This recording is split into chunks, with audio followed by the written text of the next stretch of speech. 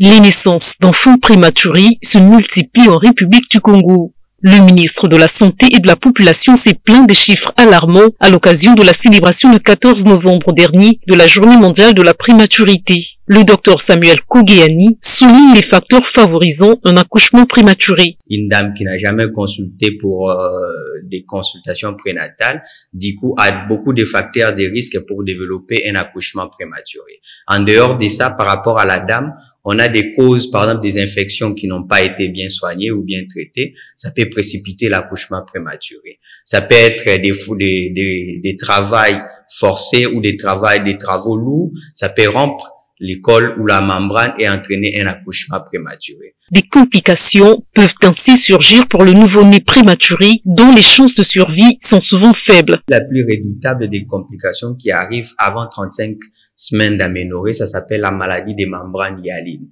Donc c'est une maladie qui survient souvent, les poumons ne sont pas très bien développés, du coup cet enfant qui naît prématurément doit être mis dans la couveuse ou dans des conditions qui vont lui permettre de respirer comme s'il était encore dans les ventres de sa maman. Donc, ça peut être une carence alimentaire, l'enfant qui devait rester pour bien se nourrir et tout, qui naît avant, donc ça peut être un nouveau-né qui est des petits poids.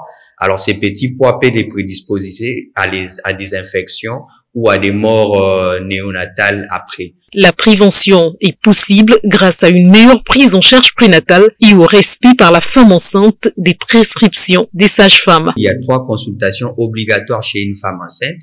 Il y a une consultation pendant les premiers trimestres pour d'abord confirmer l'éventualité de la grossesse. Il y a une consultation au 2e trimestre pour suivre l'état de vitalité et la morphologie de l'enfant. Et bien sûr, une consultation au 3e trimestre pour voir les cadres qui entraînent l'accouchement d'un enfant dans de bonnes conditions. La prévention, la meilleure méthode serait que les femmes suivent leur consultation prénatale, qui se mettent dans des bonnes dans des bons environnements psychologiques et physiques qui vont faire en sorte qu'ils puissent développer ou donner des enfants qui sont à terme.